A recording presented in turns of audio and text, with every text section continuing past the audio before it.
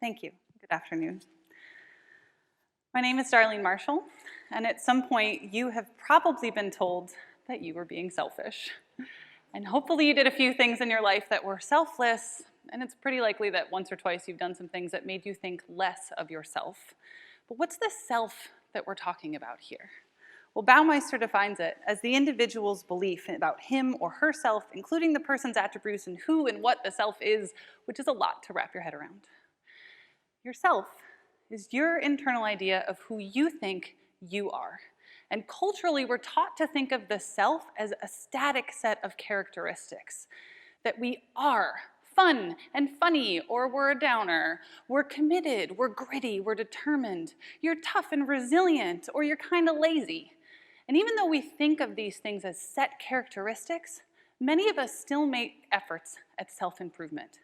And because of that, the self-improvement industry is projected to gross $13.2 billion in 2022. The first few decades of that industry's hallmarks were pseudo-spiritual practices, wild claims, and aggressive marketing tactics, but they worked because people really want to feel good about themselves. In contrast, positive psychology has been a 30-year wave of scientific rigor of what it means to live a good life, the practices that help us get there, and about how to apply it in people's lives so that they really learn it. Sometimes that change is externally motivated. We want to change to please other people or because we don't feel good enough. And often those changes cause someone to resent their efforts, however long they've lasted. You can reject the role involved, and then oftentimes people will seek out something that feels true to them. In contrast, internal changes, the things we want to do, help build self-related skills so that we feel good about ourselves. Those intrinsically motivated changes help us to build our positive belief, efficacy, our autonomy, our self-regulation, and our sense of our own worth. My thesis is that these improvements are not only related to the domain involved, but because of their self-related improvements, they facilitate change in other domains. And then those can baby step and compound, facilitating someone taking on greater and greater challenges. Fitness improvements can lead to improved self-regulation and diet changes. These compound to improve someone's confidence. Those collaboratively allow better relationships and improve career prospects, increasing overall life satisfaction, and all of these domains have the potential to cycle back on themselves. Further, we're taught to think about self-improvement as merely self-serving, that you can lose 10 pounds in 10 days, you can make $1 million, you can live on the beach. But if it's just self-serving, it doesn't actually lead to long-term happiness and satisfaction. I believe that truly successful self-improvement is so that we can contribute to our families, our communities, and the broader world. We know from Isaac Preleltensky's work on mattering that there is a significant subjective well-being increase when we feel we're contributing to the things that are important to us. I contend that self-improvement is the act of building up something worth giving away. And in my 8 years in the fitness industry, I've focused working with people who suffer from chronic illness or have had life-affecting injuries. Those people have come to me primarily for movement, but over time we see a cascading effect through their lives, some of which I'd like to share with you. First, a woman who suffers from chronic Lyme disease, but is the primary caregiver to 2 other critically ill adults. She came to realize that any time that she was taking to take care of herself was so that she could then care for the people that she loved, all supported by Bellini the Doodle here. And then there's Kate Brown. She's a large-scale installation artist who realized that emboldening herself physically would allow her to better handle her projects. Her art focuses on systemic violence, sometimes in totalitarian governments, but the violence in her work was causing her stress-related conditions. By working on herself physically, emotionally, spiritually, she was able to give voice to people who are literally being silenced by their world.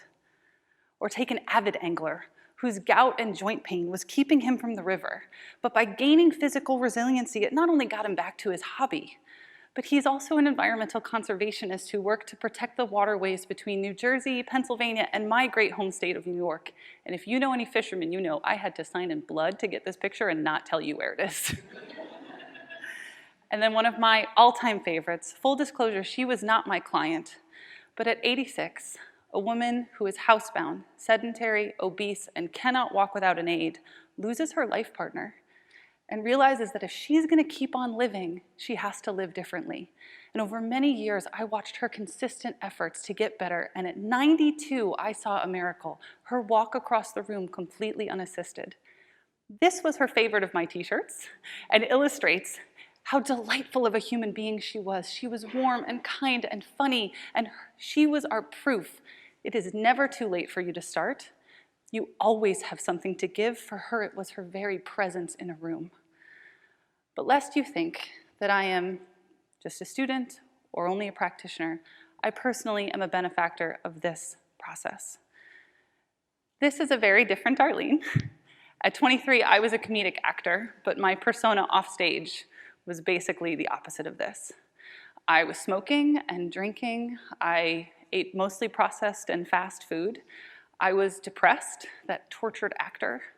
But very few people knew I was also self-harming because my self-projection was so low. Not long after this picture was taken, I was diagnosed with a chronic illness myself. And my prognosis was poor. But I wanted to get better, so I started with just the baby steps, little things that I could change to get better. And over time, they compounded. I could take on bigger and bigger challenges. And over years, I came to a place where I was ready to leave the entertainment industry and become something I never thought I'd be, was a personal trainer. That Darlene didn't believe in this one. I grew that into being a sought-after coach. But then I wanted more to give my clients, and that's how I discovered positive psychology.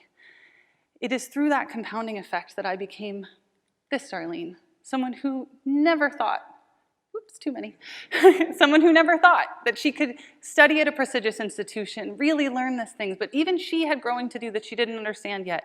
And through that process of being willing to change, I made it here, sharing my ideas with all of you and out to the world. But it's because building yourself isn't about making only yourself feel good. It's about starting where you are, about consistent change over time that allows you to grow, sustaining those efforts so that they can compound and you can transform so that you can contribute to everyone around you, the very best of yourself. Thank you.